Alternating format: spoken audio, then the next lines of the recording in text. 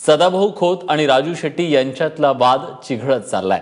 राजू शेट्टी यांनी आपल्या बगलबच्च्यांना लगाम घालावा, अन्यथा त्यांचा बंदोबस्त करावा लागेल असा थेट इशारा सदाभाऊ खोत यांनी दिलाय।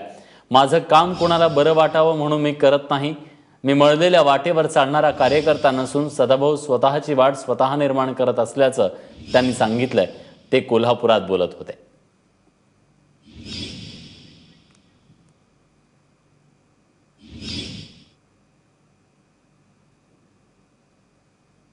आला त्यावेळी घरादारावर तुळशीपत्र ठेवून या चळवळीमध्ये मी काम केलेले आहे आणि हे काम मी कुणाला तरी बरं वाटावं म्हणून हे काम मी केलेलं नाही।